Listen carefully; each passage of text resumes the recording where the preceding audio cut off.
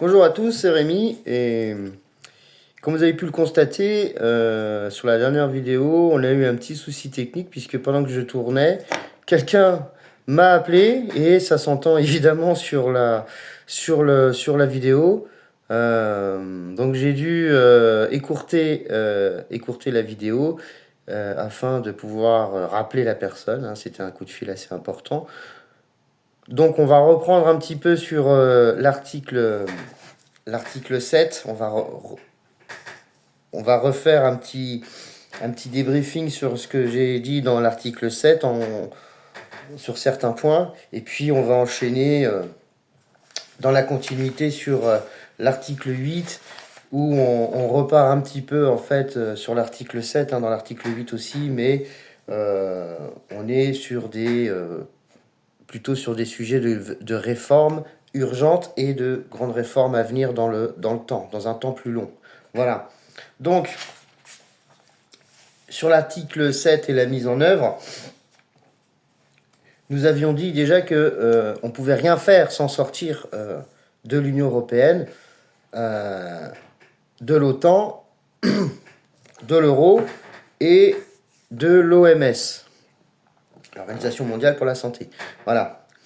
Donc on peut, dans le détail en fait, vous constaterez peut-être pour les initiés, ceux qui connaissent le souverainisme honnête, vous constaterez quand même dans le temps que tout ce que je propose est très très ressemblant avec le programme de l'Union populaire républicaine d'Asselineau, et c'est pas une volonté de ma part, hein, c'est juste que quand on a des réflexions de bon sens, à quelque chose près, on pense tous la même chose. Voilà. Et comme je vous l'ai dit précédemment, monsieur Asselineau, comme d'autres, hein, comme Philippot, chacun dans son rôle est le plus apte à s'occuper des questions européennes, et le programme de l'UPR, de ce fait, est un programme juste et honnête. Voilà. On ne peut pas être d'accord avec tout le programme, évidemment, mais dans les grandes lignes, ce qu'il propose dans son programme est nécessaire. Donc euh, c'est pour ça que moi, sans avoir copié, je reprends dans les idées, je reprends évidemment les orientations du programme de l'UPR. Voilà. Parce que c'est du bon sens, tout simplement. Donc, sortir de l'Union européenne par l'article 50, évidemment, sortir de l'OTAN, sortir du commandement militaire de l'OTAN, ça c'est une évidence aussi.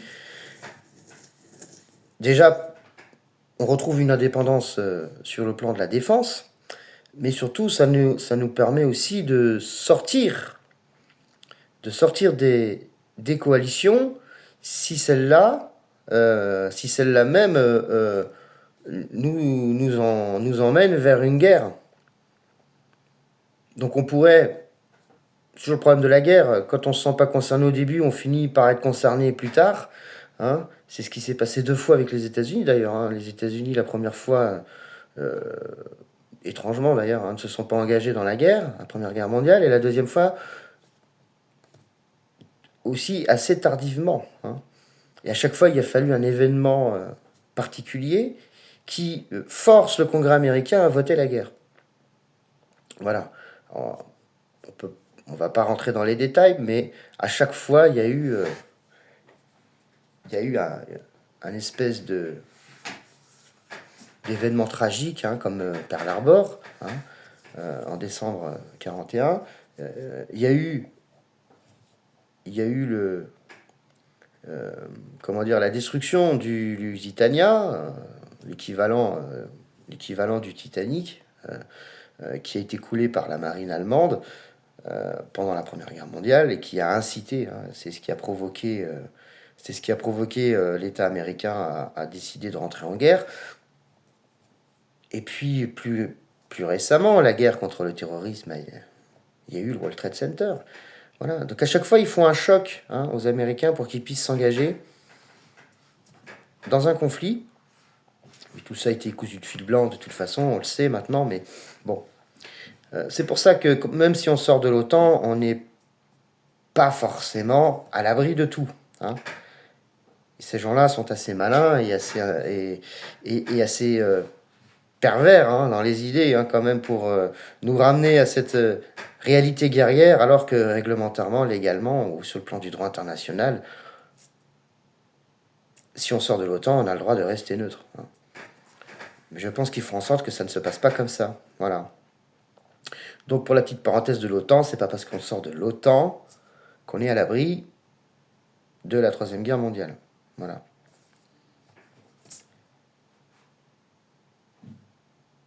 Donc redéfinir, comme je disais, les objectifs et le budget de l'État, bon ça c'est à voir au cas par cas.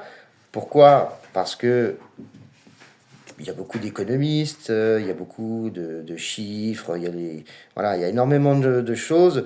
Et moi, je considère, hein, de façon assez pragmatique, que tant qu'on n'aura pas les dossiers en main, on ne pourra pas dire où sont les problèmes, à quelle échelle sont les problèmes, et, euh, et définir des solutions viables. Hein. Donc, on ne va pas faire de plan sur la comète avec des promesses qu'on ne peut pas tenir si on n'a pas les dossiers en main. Parce que on entend tout sur tous les sujets concernant l'État, hein, le budget de l'État, etc. On entend tout et son contraire. Voilà, en termes de chiffres, en termes voilà, vous savez, tout ce qui est le millefeuille administratif, les institutions, etc., etc. C'est un peu le bazar, en réalité. Donc moi, tant que le pouvoir n'a pas, de manière honnête, les dossiers en main, ça sert à rien de se projeter là-dessus. Hein.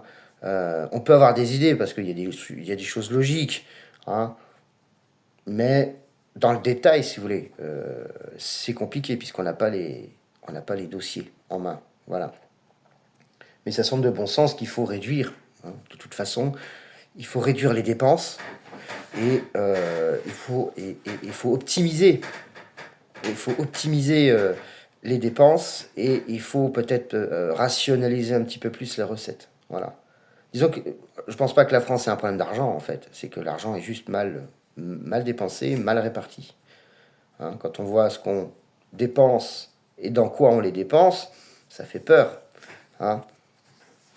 Puis il y a des choses qui sont assez symboliques aussi.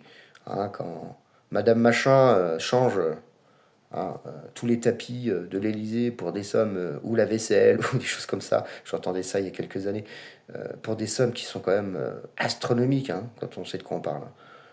Bon. Ça donne pas un bon message aux Français, ça. Hein. Il y a autre chose à faire, même si c'est des sommes qui, sur un budget de l'État, sont pas.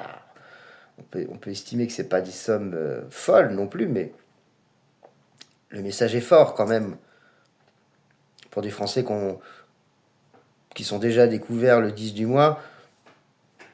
Voilà, que le pouvoir en place se gave à ce point et jette à ce point l'argent des Français par les fenêtres, ça n'envoie pas un bon message, hein, du tout.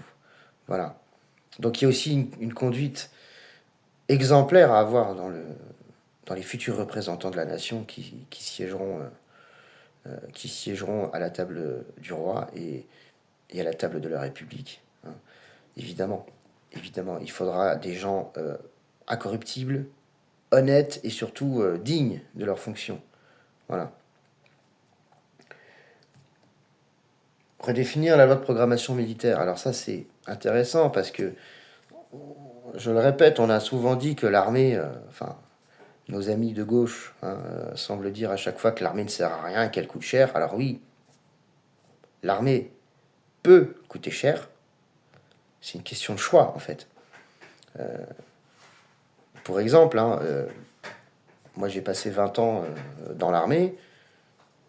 Quand je suis arrivé dans l'armée, on avait le même matériel à la perception. Hein. On avait le même pactage quasiment qu'avait mon grand-père en Algérie. Vous voyez, tout était modèle 56, comme on dit. Donc, au niveau de l'armement, au niveau de certains armements, au niveau de l'équipement.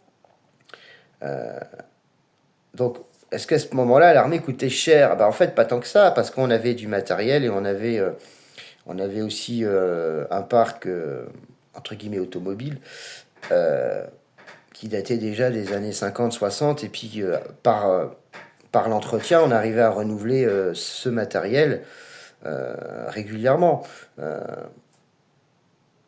C'est qu'à partir des années 2000, et ça s'est mis en place en 2010, le temps que tout ça se fasse, les appels d'offres, etc. Là, on a commencé à craquer le chéquier. Ouais. Ouais. Et en plus, pour du matériel fragile, qui, dans l'essentiel du temps, ne servait pas à grand-chose, en fait. Et pour se rendre compte quelques années après que tout ça, ça reste dans le conteneur, on ne l'utilise pas. Voilà. On est revenu à des choses un peu plus simples. Voilà. Et c'est surtout concernant les unités d'infanterie. Voilà. Donc, revoir la loi de programmation militaire, c'est d'abord se poser la question de savoir quelles sont les menaces intérieures et extérieures. Est-ce qu'on a déjà aussi, en plus d'identifier les menaces réelles, c'est est-ce qu'on a les moyens on a les moyens de nos ambitions pour faire face à ces menaces? Est-ce qu'on a le volume de personnel et le volume de matériel adapté à ces menaces, etc., etc. En vue de ce qu'on voit en ce moment, j'ai envie de vous dire non. On taquine des gens en face qui ont un volume de personnel et de matériel militaire qui est de 1 pour 10 pour nous. Donc c'est inconscient et criminel d'aller titiller l'ours russe d'une certaine façon alors qu'on fait la taille d'un lapin. Voilà.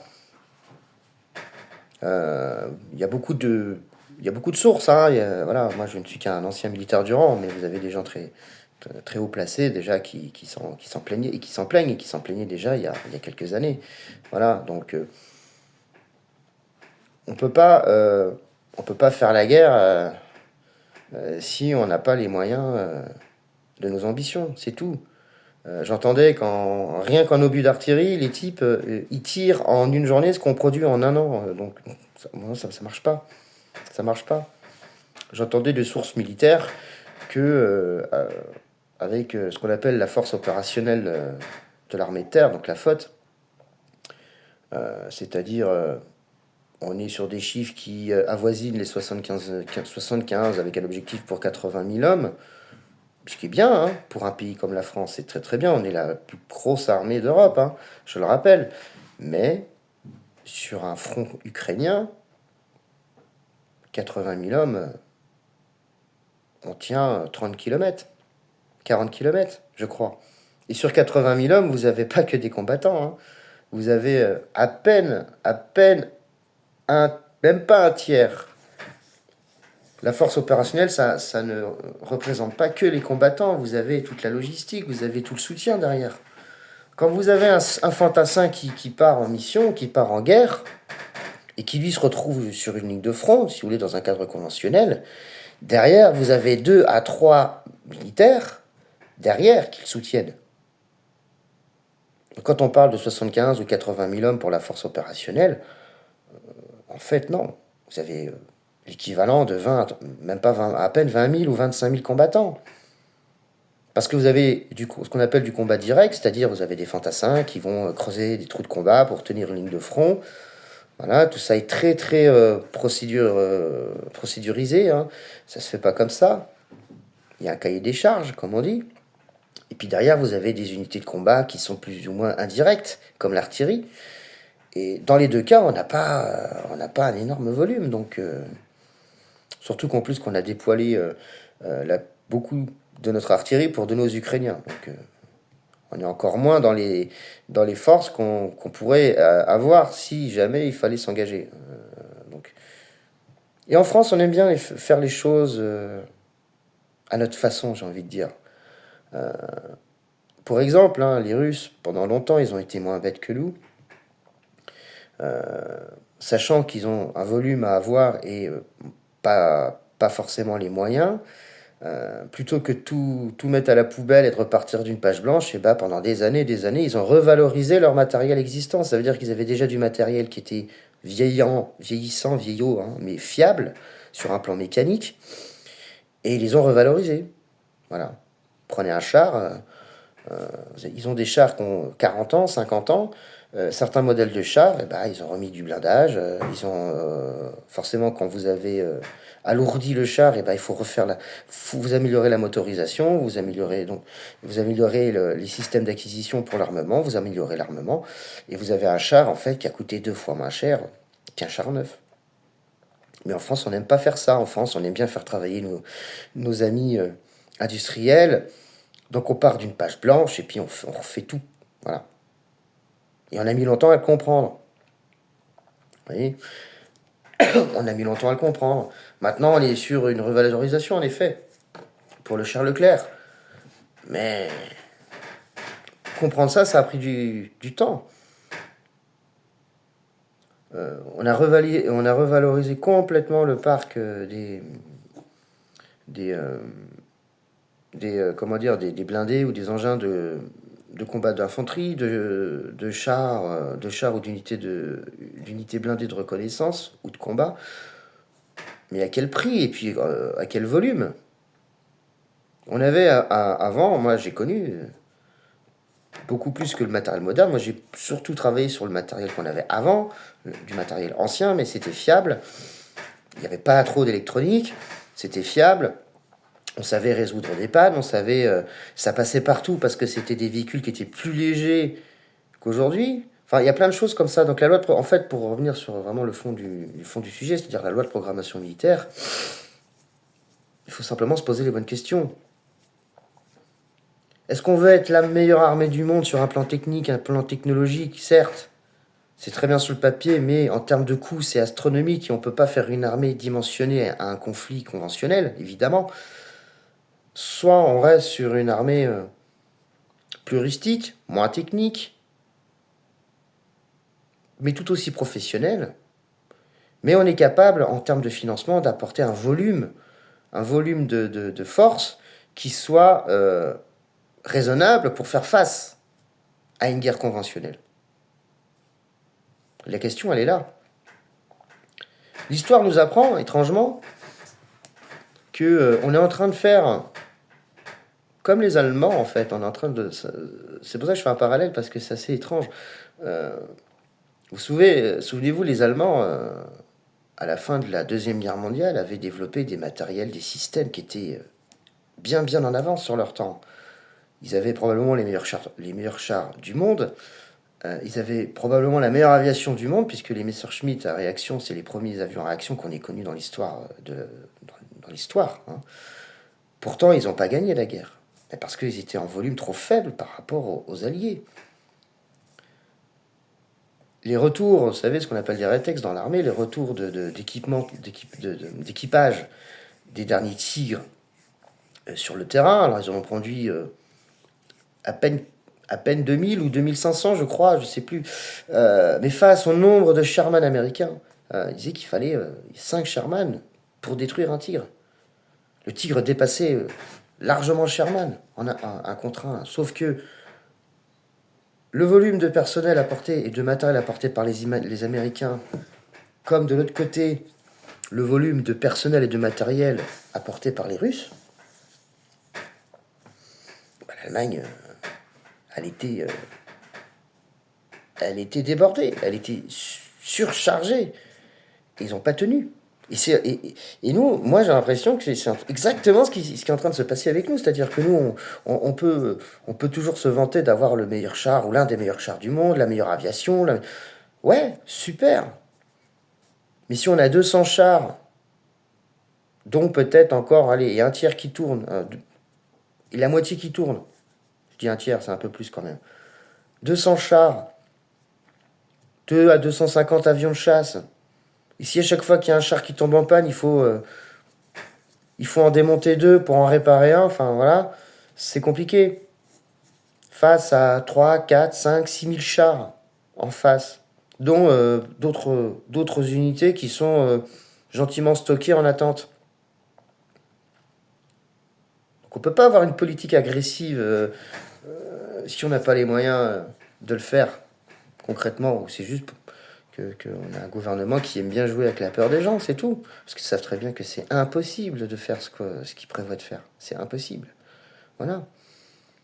Donc la loi de programmation militaire, tout simplement, elle doit être faite de manière à ce qu'on doit se dimensionner en fonction des contextes politiques et géopolitiques du moment, sans chercher à faire la guerre aux autres, mais en prenant conscience il faut savoir se défendre. Voilà, tout simplement. Et comme je l'avais déjà dit, s'appeler ministère des Armées, c'est beaucoup plus ambigu que s'appeler ministère de la Défense. C'est de la sémantique, mais c'est un symbole qui rassure, tout simplement. Et je pense qu'on a davantage d'ennemis à l'intérieur qu'il faut s'occuper que d'ennemis à l'extérieur. Voilà. Donc on en termine là pour la défense. Redéfinir la loi, la politique étrangère, nos relations internationales. Ah oui, c'est très intéressant ça, puisque on a supprimé, enfin, ils ont supprimé les diplomates. C'est aussi un lien avec la guerre, hein, vous savez. Pour moi, la guerre, c'est aussi l'échec de la diplomatie. Donc, s'il n'y a plus de diplomatie, forcément, on envenime nos relations à l'international. Si on n'a plus de professionnels de la communication. Hein. Donc, il faut rétablir la diplomatie française. Donc, il faut former des diplomates, tout simplement. Et il faut rétablir des accords commerciaux honnêtes qui arrangent tout le monde. Il faut rétablir nos relations sans faire d'ingérence. Et en respectant aussi les peuples, en respectant les traditions des peuples. C'est considérant que nous ne sommes pas chez nous et que nous n'avons pas à avoir de volonté à propager un message ou propager des idéologies qui ne correspondent pas, qui sont rejetées par ces peuples. Hein, vous avez des peuples traditionnels qui veulent rester traditionnels.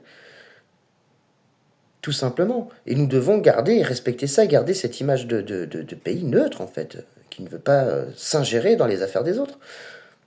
Ça ne veut pas dire non plus qu'on ne peut pas venir en aide à d'autres pays. Il faut qu'on aide les autres pays, notamment sur des questions qui sont liées à l'immigration et au trafic de stupéfiants et au trafic de drogue. Nous devons travailler main dans la main avec certains pays, quitte à les, je ne vais pas dire à les contraindre, mais à passer des accords où nous pourrons les aider à lutter contre ces fléaux. Voilà. Voilà pour la politique étrangère. Je pense que quand on aura déjà attaqué ce sujet-là concrètement avec seulement les quelques points que j'ai cités, on sera déjà pas mal.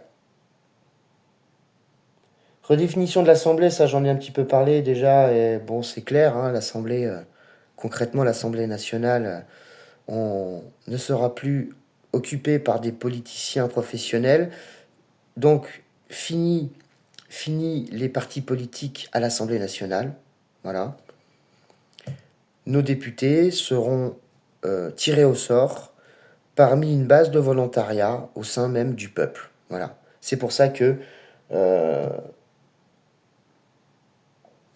j'y reviendrai plus en détail, mais c'est pour ça qu'il faut créer un algorithme, un logiciel de sélection, de tirage au sort, en fait, pas de sélection, mais de tirage au sort qui permettent que parmi cette base de volontariat, le tirage au sort soit le plus représentatif possible, à la fois de toutes les couches de la société française, de tous les statuts sociaux, et aussi que ça reflète dans un cadre où on a des gens, forcément ce sont des députés, donc il faudrait qu'ils soient aussi, selon la taille des départements, la taille des régions, voilà, qu'ils soient aussi représentatifs de chaque territoire, hein, évidemment. Donc il faut trouver un calculateur, en fait, pour pouvoir tirer au sort tout un panel de gens respectant cet équilibre-là. Voilà. Bien sûr, il y aura des critères d'entrée, hein, pour faire partie de cette base de volontariat. Hein. Tout le monde ne pourra pas devenir député, évidemment. Il y a des... Je ne vais pas dire qu'il y a des tests d'entrée, mais disons qu'il y a un minimum logique à avoir pour être tiré au sort. Voilà. C'est un système qu'on connaît déjà dans les armées, qui marche très bien, d'ailleurs. Ça marche très bien. Les CFM d'armée, les conseils de la fonction militaire pour chaque armée, et ce qu'ils appelaient à un moment les FAFR, c'est les forces armées et les services et les forces rattachées, voilà, les FAFR, voilà, les forces armées et forces rattachées. Voilà, donc il y a un conseil de la fonction militaire pour chaque force, en fait, et c'est un tirage au sort, parmi une base de volontariat. Donc je reprends cet exemple-là parce que je sais que ça fonctionne. Voilà. Et pourquoi pas avoir une assemblée nationale avec des critères bien précis, avec une organisation bien précise. Hein. Quand on parlait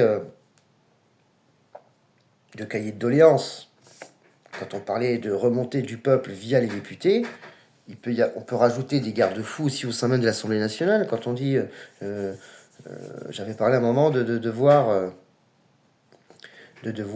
attribuer au hasard les places dans l'Assemblée nationale, pour éviter tous les regroupements naturels de gens qui pensent un peu à gauche, à droite, et puis qu'il y ait des espèces déjà de débuts de corruption, de formes de corruption idéologique, ou de petits complots entre les uns et les autres. Non, chaque député déjà a le devoir de ne pas parler en son nom, hein, mais au nom des gens qu'il représente dans sa circonscription, d'une part. Il est là pour voter des textes, des lois, de faire des propositions, et il n'est pas là pour faire ni du copinage, ni des alliances, puisqu'il n'y a plus de parti. Tous les députés seront apolitiques, dans le sens où ils n'appartiennent pas officiellement à un parti politique. Et ils doivent accepter aussi, le fait qu'ils peuvent être contrôlés pour ça. On peut contrôler que si une personne n'a pas menti, tout simplement, en rentrant là-dedans. Si la personne en réalité a des attachements très proches avec des partis politiques, qu'elle est entre guillemets sous influence, on peut se poser la question de la légitimité de son mandat. Voilà. Après, tout le monde a des avis personnels sur la politique. Ça n'empêche pas, mais voilà, il y a des outils de contrôle quand même à mettre en œuvre pour ça. Voilà. Donc, comme je disais, il faut un appel d'offres pour un logiciel ou un algorithme de tirage au sort. Il faut créer une application de vote, ça j'en ai déjà parlé dans la vidéo précédente, c'est plutôt clair, pour que les Français puissent s'exprimer par sondage. La dissolution du Sénat, parce que ça sert à rien, tout simplement. Pourtant je me suis renseigné là sur le Sénat, et franchement je vois pas à quoi il sert. Voilà. À part que c'est une espèce de une prévoie de mise en retraite pour nos sénateurs. C'est quand même, et puis même ce serait un bon retour de bâton, j'ai envie de dire, pour nos sénateurs qui sont d'accord avec le fait qu'il faut imposer au peuple qui travaille, qui fait des travaux parfois très physiques. On nous impose de prendre nos retraites. Pour certains 63, certains 65 ans. Et eux, par contre, ont quand même le culot de vouloir continuer à travailler au-delà de 75 ans, pour certains même au-delà, et de faire de la politique même au-delà des 80 ans. Alors moi je dis, le Sénat, il va être dissous, et puis tous les sénateurs, ex-sénateurs du coup, qui ont plus de 63 ans, eh ben retraite, les gars. Vous partez en retraite, voilà, c'est de bonne guerre. Et s'ils veulent travailler, ils le feront dans le privé, voilà. La gamelle quand même doit être bonne quand même pour certains, parce que vouloir travailler aussi tard, enfin je veux dire pendant aussi longtemps, alors il doit y avoir quand même de sacrés avantages quand même, parce que quand je pense à certains très très très âgés, je me dis quand même, ils sont pas fatigués ces gens-là, ils en ont jamais marre.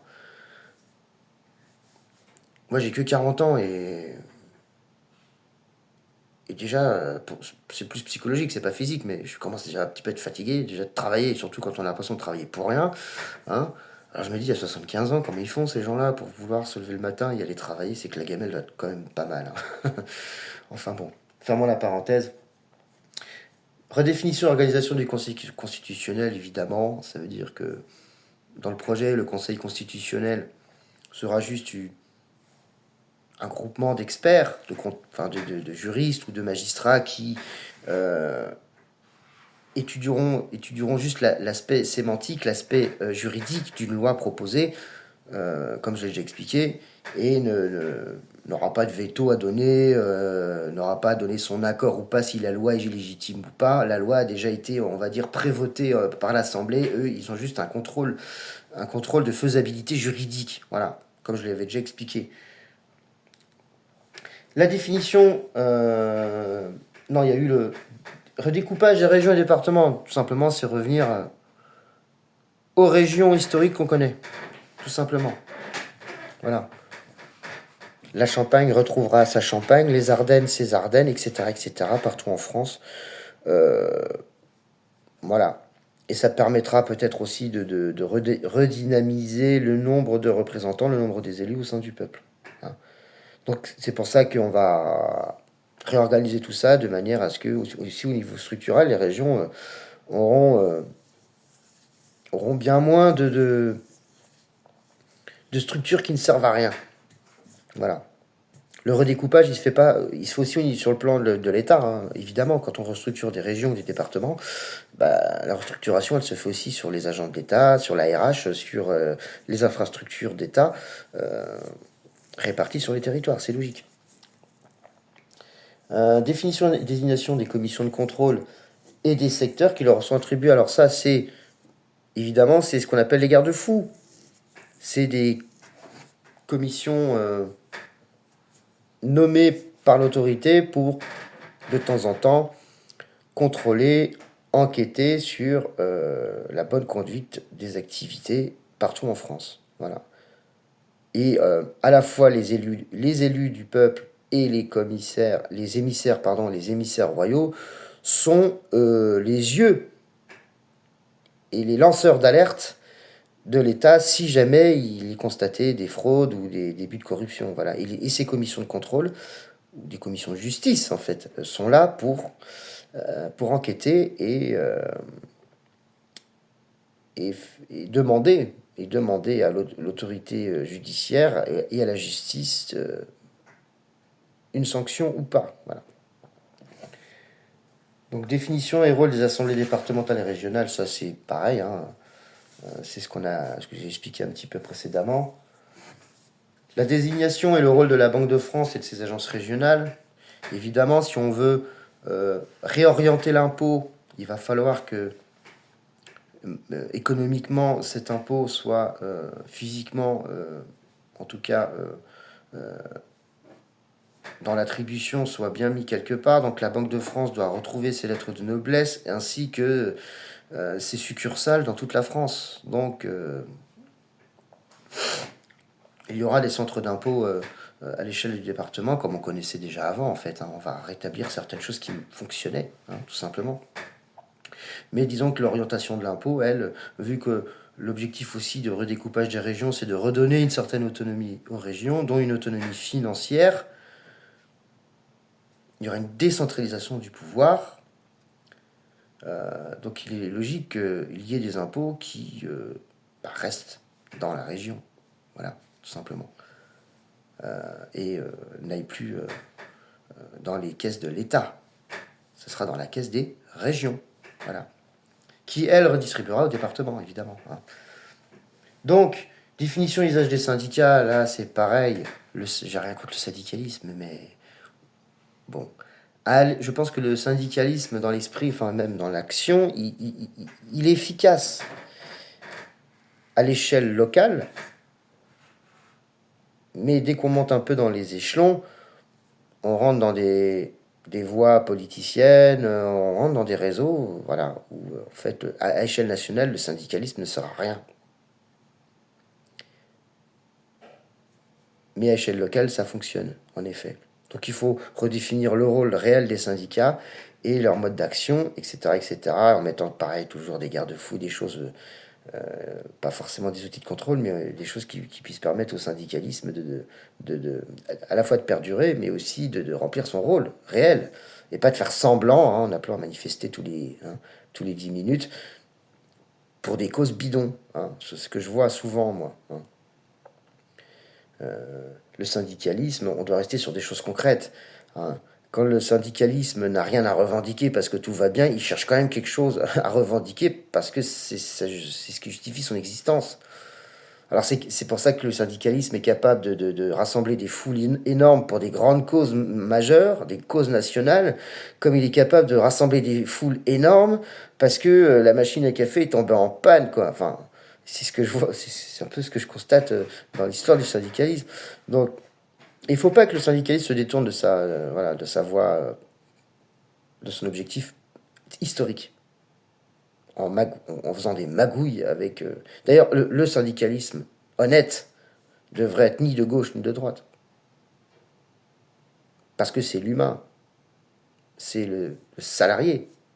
Voilà, c'est l'être humain qui est au cœur de cette question-là. Et qu'on soit de gauche ou de droite, le syndicalisme ne devrait pas être attaché ou rattaché symboliquement à une question politique et à des orientations politiques.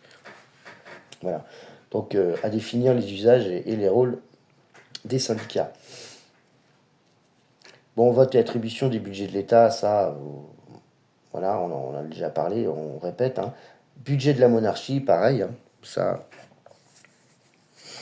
ça coûtera pas plus cher qu'avant, puisque on fera des économies, tout ça, il faut retourner à une forme d'équilibre. Constitution et nomination des émissaires du roi, bah, ça se fera en interne. Parmi tous ceux qui voudront, qui seront déjà compétents, parce que c'est avant tout la compétence, et qui veulent adhérer à la cause monarchiste.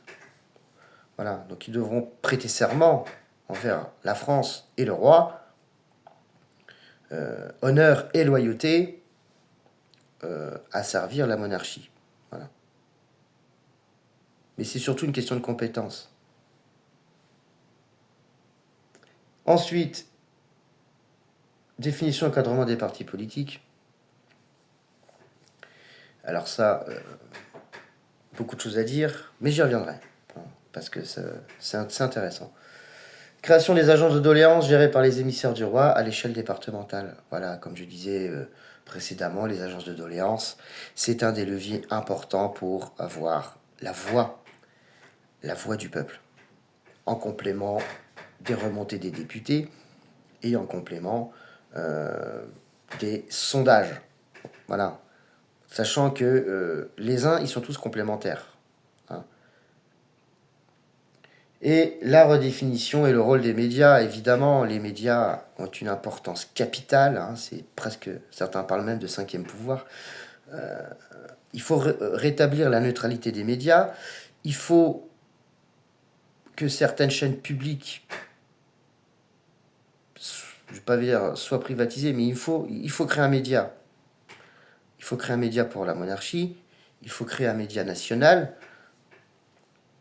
pour avoir la voix de l'État, et toute autre forme de médias, si ce sont des médias privés, évidemment, ne doivent plus toucher de subventions de l'État, puisqu'ils sont privés. Donc on arrêtera d'aider à vivre ou à survivre des médias qui en réalité ne vendent plus, hein, ou ne sont quasiment plus vus, et ils devront à l'échelle, comme les partis politiques d'ailleurs, ils devront se financer eux-mêmes. Ça veut dire que si vous tenez un journal et que malheureusement, si vous ne vendez pas assez de journaux, vous ferez faillite. C'est pas l'État qui va mettre des sous, encore une fois, tous les mois, par des subventions astronomiques pour sauver votre journal. Surtout si moi-même je considère que votre journal est un torchon. Hein, voilà. Donc les médias, ils vont se financer eux-mêmes. Voilà. C'est le nombre de téléspectateurs ou les publicitaires, etc., qui financeront les médias. Voilà. Et les médias, conformes à une charte, hein, comme on dit, devront respecter, continuer à respecter certaines règles de neutralité, etc. etc. Voilà. Donc il faudra redynamiser les... Comment dire, mais réattribuer le rôle réel des médias, en fait, et rediscuter du rôle de l'agence France-Presse, par exemple, enfin, et des influences que les médias avaient, hein, à travers leurs patrons. Hein. Voilà. Il va falloir faire preuve, je pense, d'un peu de fermeté avec certains grands patrons des médias français. Voilà. J'en ai terminé pour cette petite vidéo Et nous allons poursuivre après avec l'article 8, où on va rentrer un petit peu